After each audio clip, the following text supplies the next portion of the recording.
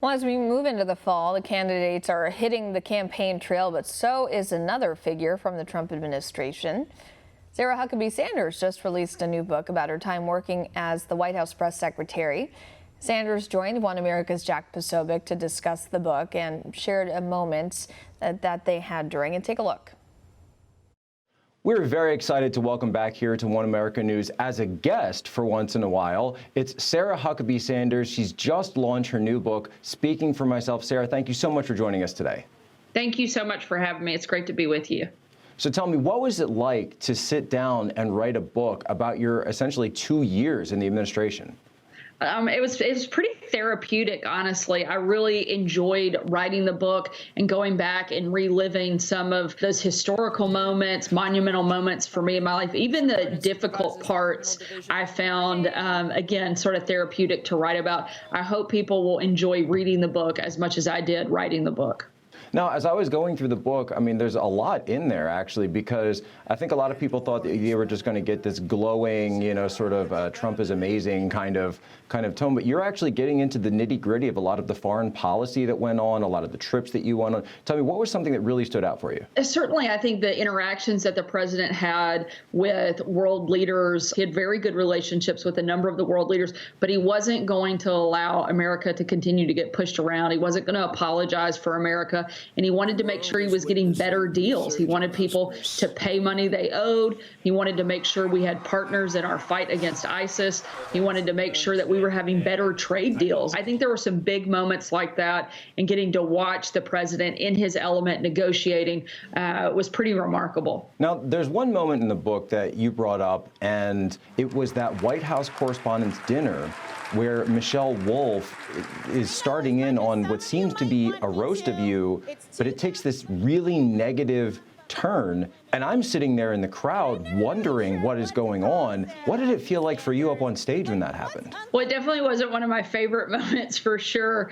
I was sitting there listening, and like I think a lot of people in the room, yourself included, I kept thinking we were going to transition, that maybe move on. But it wasn't just me. She aggressively attacked me. I was the one on stage, and so I was certainly a focal point, and I debated in that moment, do I get up and walk out? Do I throw my wine glass at her?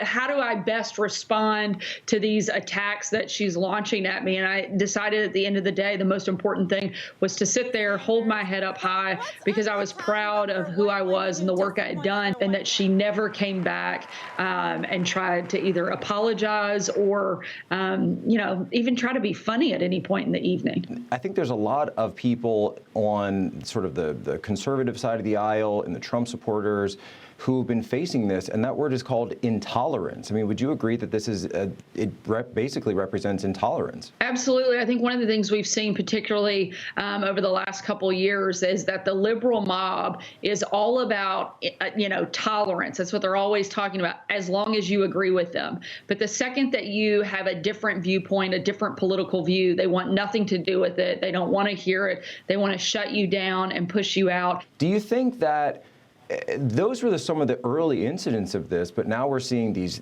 sort of mob attacks on Trump supporters, on businesses? I really think that it started with all of that.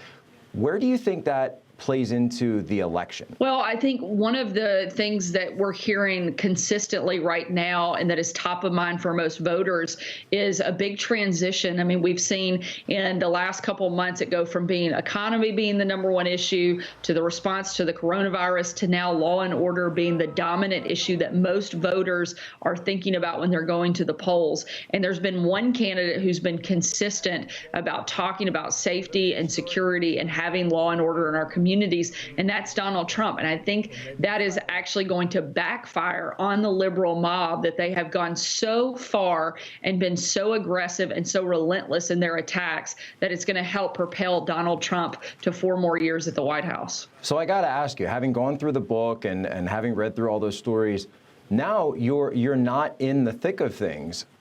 Do you ever, just ever, miss it a little bit? Absolutely. I loved my job. I loved working for the president, and I really enjoyed the people that I got to work with. Most days, I really miss getting to be there and work with my team. And I understand that you're working on a book tour coming up. People can go to speakingformyself.com to get a full list of all the events that we have coming up. Sarah Huckabee Sanders, thank you so much, of course, for joining us on One America News. We welcome you back anytime.